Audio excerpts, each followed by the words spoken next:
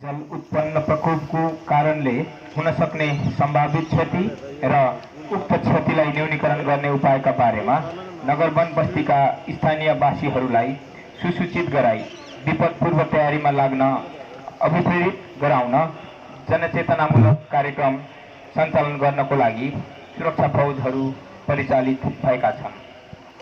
हामी देख्न सक्छौं हाल नमस्कार सबैलाई नमस्कार हजुर। अन्तर्क्रिया भइरहेको छ।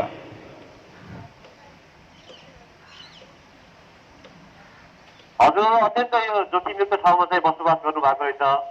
अब दिन प्रतिदिन यो वर्षाको समयमा चाहिँ नारायणी नदी बढिरहेको छ। अत्यन्तै ध्यानपूर्वक हजुरहरूले होसियारपूर्वक यहाँ सतर्क भएर नै बस्नु होला। पनि हाम्रो यो गाउँ बस्तीमा अत्यन्त दुःखदायी यो बाढीले यो गाउँ बस्ती डुबान भएको थियो। मान्छेहरू बगाउने जङ्गल खेती भइराखेको थियो। हजुरहरू आउनुभयो यी समूह उद्धारको लागि धन्यवाद हामी ज्ञापन गर्छौँ।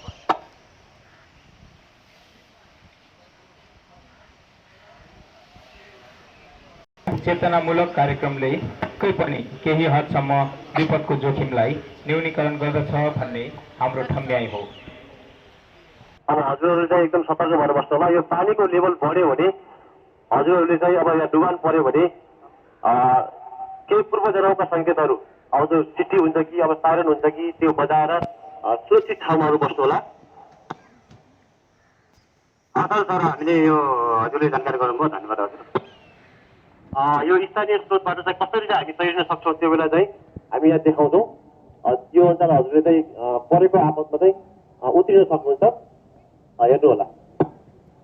दृश्यमा समुदायका सदस्यहरूलाई जल उत्पन्न प्रकोप सम्बन्धी विभिन्न किसिमका व्यावहारिक र रणनीतिक ज्ञान प्रदान भइरहेको कुरा देख्न सक्दछौँ। यस अन्तर्गत खोलाको बहाव बढी गाउँ बस्ती डुबानमा परेमा कसरी स्थानीय स्रोत साधनबाट व्यक्तिगत तैरिने सामग्री तयार गर्न सकिन्छ भन्ने कुरा आम जनतालाई सिकाइरहेको दृश्यमा देख्न सक्दछौँ। डुबानको समयमा पानीका खाली बोतलहरू, प्लास्टिकका खाली ग्यालन, केराको थान, ओछ्याउने म्याट्रेस, सुकेका बाँस, सुकेका हलुका काठ आदिबाट पनि सजिलै तैरने सामग्रीहरू तयार पार्न सकिन्छ र जल उत्पन्न प्रकोपको समयमा तैरेर जीवनको रक्षा गर्न सकिन्छ भन्ने कुरा आम जनमानसमा पुर्याउनु यस्तो जनचेतनामूलक कार्यको अभिप्राय हो।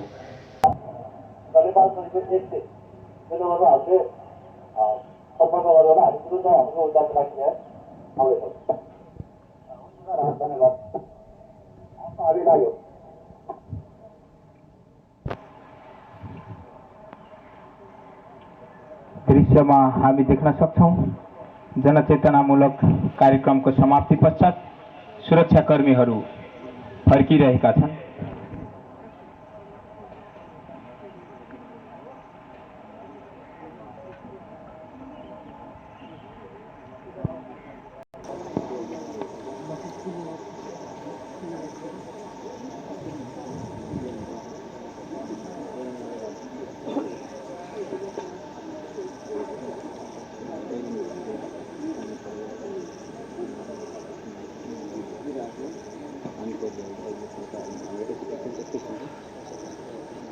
समाप्तिपछि सुरक्षा फौजहरू राफ्टिङ बोटको प्रयोग गरेर नगर वन बस्ती इलाकाबाट फर्किरहेको हामी देखिरहेका छौँ।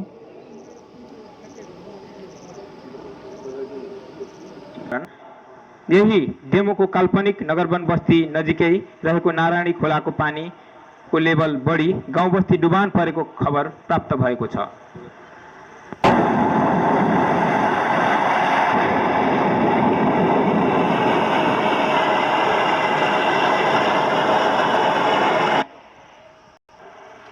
भरतपुर महानगरपालिका वडा नम्बर 3 स्थित नगर वन बस्ती डुबानमा परेको भन्ने खबर प्राप्त भएको छ।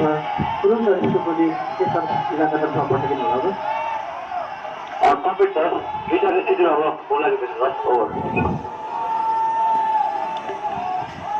सुरक्षाकर्मीहरू बीचको रेडियो कन्भर्सेसन हामीले भर्खरै सुन्यौं।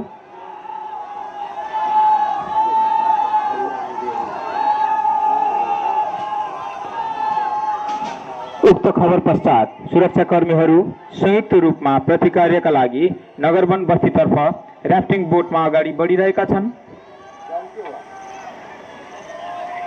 आफ्नो बस्तीमा पानीको सतह बढी डुबानको स्थिति आएकाले स्थानीय बासिन्दाहरूमा कोलाहलको वातावरण छाएको छ। हामीले देख्यौं एउटा घर समेत बाढीले भत्काएर बगाएको अवस्था छ। आफ्नो जीवन रक्षार्थ हार गुहार गरिरहेका क्रन्दनपूर्ण आवाजहरू हामीले सुनिरहेका छौं। यस्तो विषम परिस्थितिमा सुरक्षाकर्मीहरूको उपस्थितिले पक्कै पनि उनीहरूको मनोबल बढ्नेछ। दर्शकबिन हामी देख्न सक्छौं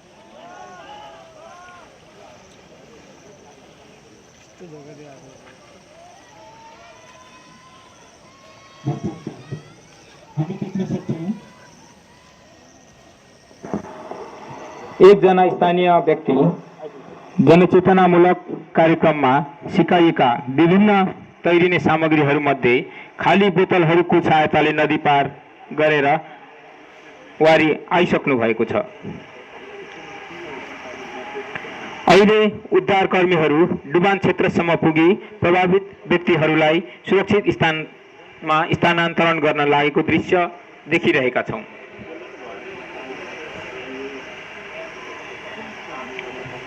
मेडिकल फर्स्ट रेस्पोन्डर टिमले फिल्ड हस्पिटलमा आवश्यक प्राथमिक उपचार गरिरहेको छ।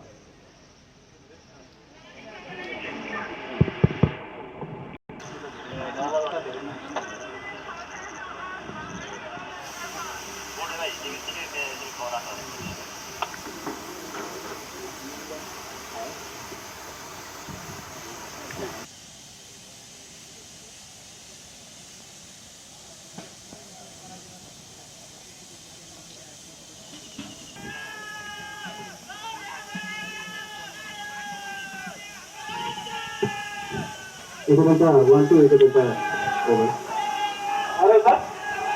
र त्यो व्यक्तिहरू अझै पनि त्यस इलाकामा नगर बस्ती वन बस्ती इलाकामा चाहिँ रुखहरूमा अड्किएर आफ्नो जीवन बाँच्नको लागि चाहिँ गोवाको आएको छ भने तातो कृपया तपाईँको टोली तुरुन्त त्यही कार्यतर्फ जानुहोला।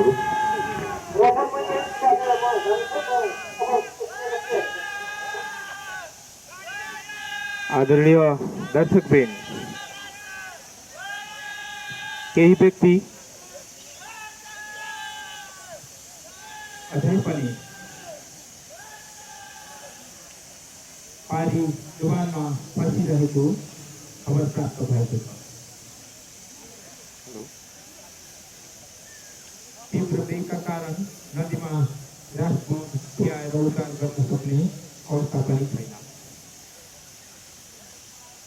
कल्पना गर्नुहोस् कि सुनियो पुल समेत नदीले बगाएर लगिसकेको छ। यस्तो अवस्थामा कुनै अग्लो स्थानमा पेश बाँधी अप्पर वाटर रिभर क्रसिङ विधिको प्रयोग गरी घाइते बिरामी वा फँसेका व्यक्तिहरूलाई सुरक्षित स्थानमा उद्धार गर्न सकिन्छ। अप्पर वाटर रिभर क्रसिङको लागि उद्धारकहरूले देश बाँधिरहेका छन्।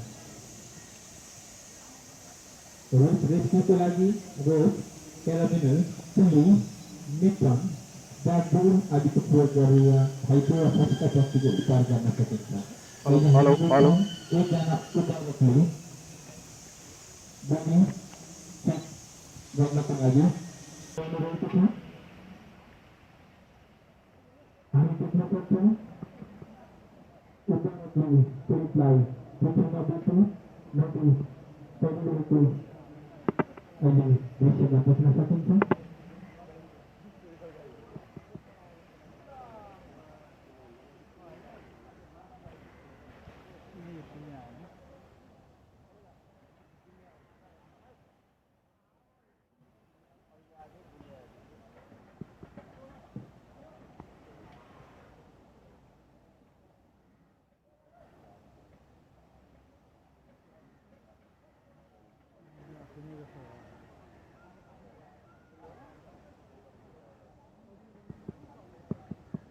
हेलो हेलो हेलो हेलो उद्धारकले आफ्नो पृथ्वीमा पीडित घाइतेलाई बोकेर हेलो हेलो हेलो नदी पार गराइरहनु भएको छ। Hello hello hello hello check hello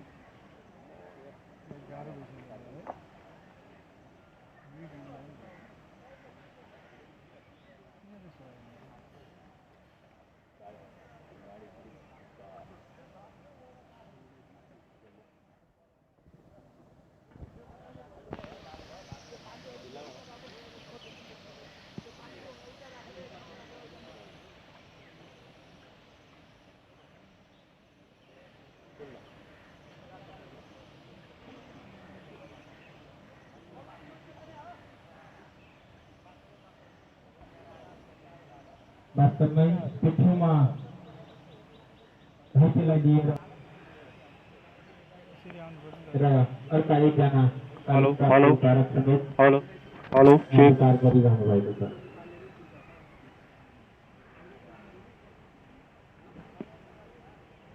दृश्यमा हामी देख्न सक्छौँ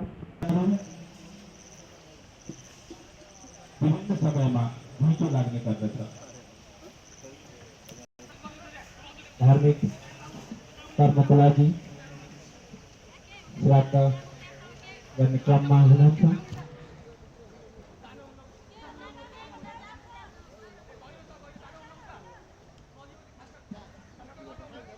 धार्मिक प्रक्रिया पुरा गर्न उहाँ नदीमा पसिरहेको हामी देख्न सकिरहेका छौँ।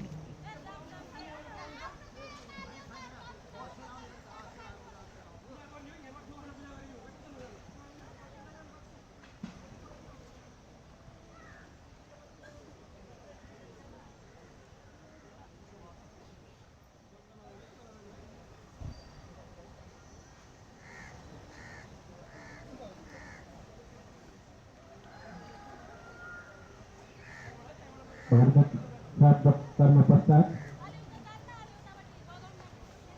एकजना व्यक्तिले खोलामा कपाल बगाउन गइराख्नु भएको छ।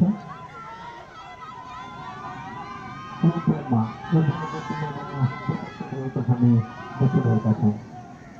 रहेका व्यक्तिहरू हार गुहार गर्दै हिर्काइरहेको सुन्न सक्दछौँ।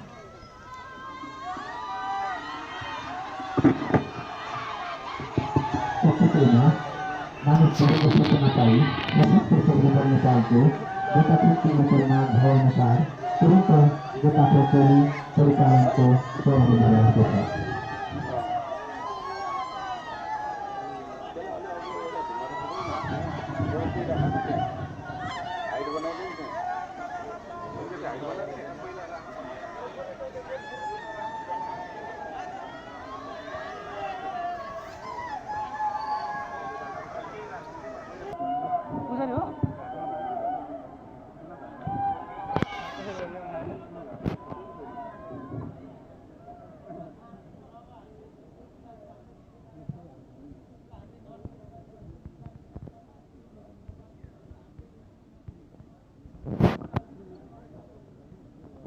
साथ हराइरहेको स्थानमा खटिएको हामी दृश्यमा देख्न सक्छौं र गोताखोर टोलीले पीडित हराइरहेका व्यक्तिका आफन्तलाई विश्वस्त पारेर खोजी कार्यमा लागिरहेको हामी दृश्यमा देखिरहेका छौं।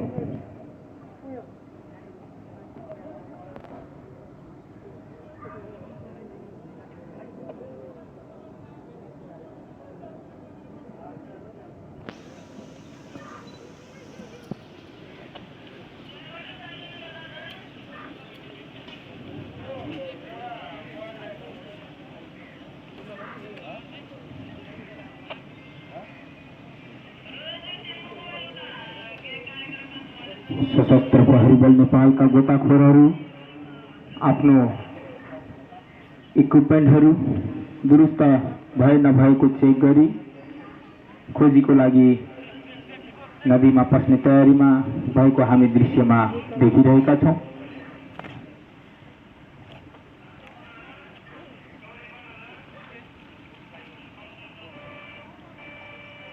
गोताखोरहरू नदीको बहावको प्रवाह नगरी खोजी कार्यमा लागिरहेका छन्, जुन उच्च तालिम र अदम्य साहस बिना सम्भव छैन। सशस्त्र प्रहरी बल नेपाल विपद व्यवस्थापन तालिम शिक्षालय कुरिनटारमा रहेको ब्यौरा उपस्थित मान प्रदान गरी गोताखोर सेवाको थालनी गरेको सशस्त्र प्रहरी बल नेपालले हाल नेपालमा नै तालिम प्रदान गरी जम्मा 56 जना गोताखोर तयार गरेको छ, जसले कोशी नदी, फेवाताल र इन्द्र सरोवर लगायतका स्थानमा तालिम गरी 78 फिटको गहिराईसम्म अभ्यास गरेको छ।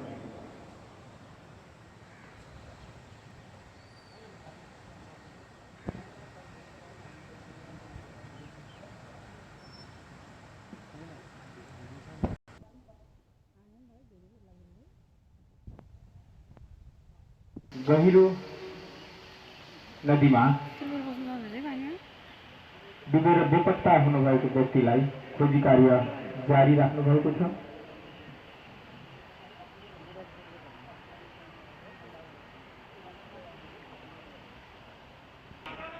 आदरणीय महानुभावहरू, हामी देख्न सक्छौं गोताखोरहरूले केही समयपछिको निरन्तर प्रयासपछि हराएको व्यक्ति फेला पार्न सफल हुनुभएको छ।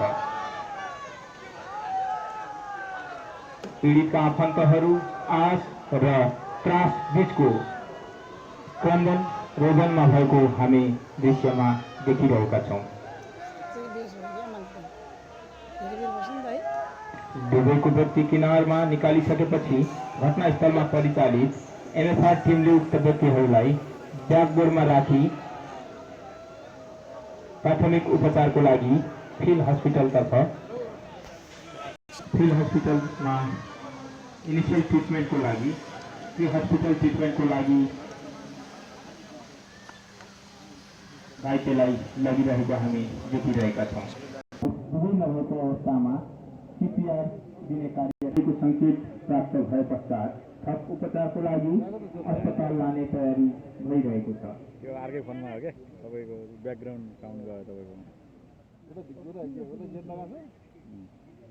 फोन के भएको हो र नउठाएकै हो र मेरो फोन काट्या हो र लान सकिन्छ। घाइतेलाई सडकको पहुँचसम्म रोड विधिबाट लाने काम भइरहेको छ। नक्कलीको गयो अस्पताल लैजानको लागि एम्बुलेन्सको पुलबाट पुलचोक स्थित पुलबाट चाहिँ नारायण नदीमा खसेको भन्ने खबर प्राप्त भएको छ। उद्धार टोली तुरन्त त्यसतर्फ मुभ गराउनु होला। सुरक्षाकर्मीहरू बीचको संवाद हामीले सुनिसकेका छौँ र थाहा पाइसकेका छौँ कि नारायणी नदीमा बस दुर्घटना भएको छ। उपस्थित महानुभावहरू, उक्त खबर पश्चात सुरक्षाकर्मीहरूको इमिडिएट रेस्पोन्स टिमको साथसाथै water rescue team, medical first responder team लगायतका सम्पूर्ण उद्धार टोलीहरू खोज तथा उद्धारको लागि परिचालन भइसकेको दृश्यमा देख्न सकिन्छ। डेमोन्स्ट्रेसन इलाकामा एक सर्वसाधारण नदीको बहावसँगै 2 जना सर्वसाधारण बगिरहेको हामी देखिरहेका छौँ। उद्धारकले डाइभ गरेर अहिले र अर्का 1 जना सर्वसाधारणलाई थ्रू ब्याग फालेर उद्धारको प्रयास भइरहेको छ। जीवन र मृत्युको दोसाँधमा बगिरहेका ती सर्वसाधारण आफ्नो जीवनको रक्षा कसले गरिरहला भन्ने झिनो आशा कायम राख्दै बाँच्नको लागि सङ्घर्ष गरिरहेको देख्न सकिन्छ। ठीक यसै बेला उद्धारकहरूको आवश्यक तयारीका साथ बसेका उद्धारकर्मी ऱ्याफबोट लिएर नदीको बहावलाई चिर्दै सम्बन्धित स्थानमा पुगेर बगिरहेका व्यक्तिहरूको उद्धार गरिरहेको हामी देख्न सक्दछौँ।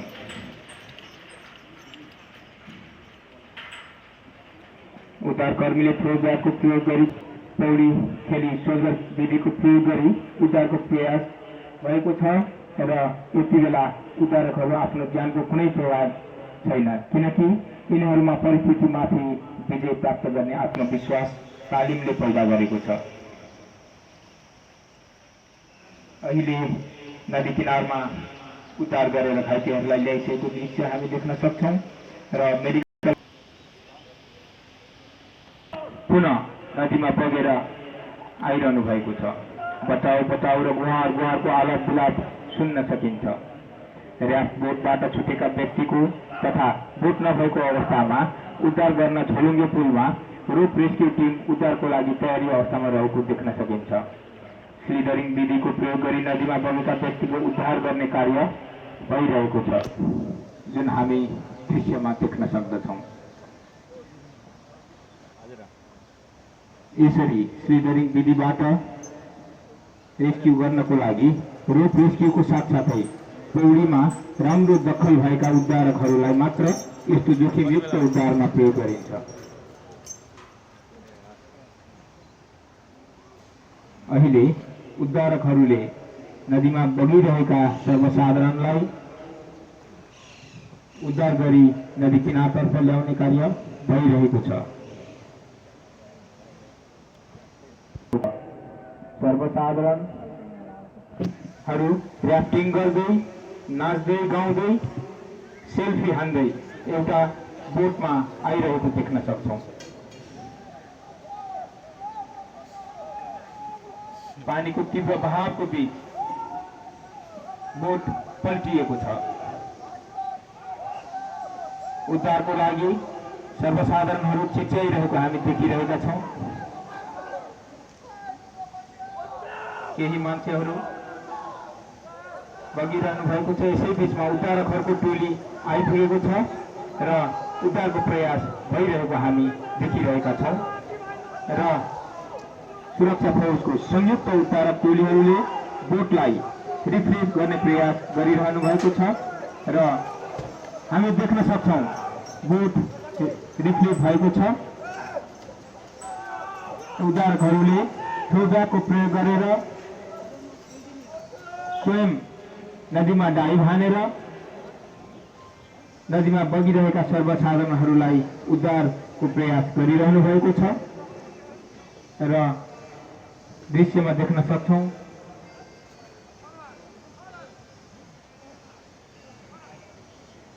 सर्वसाधारणहरू बोटमा चढ्दै हुनुहुन्छ र अझै पनि एकजना सर्वसाधारणको आइरहेको हामी दृश्यमा देखिरहेका छौँ।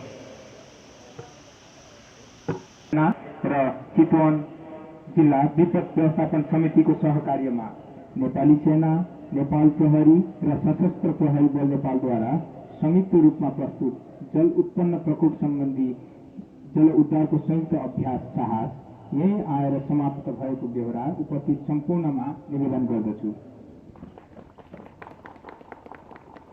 अब डेमोमा सहभागिता जनाउनुभएका सम्पूर्ण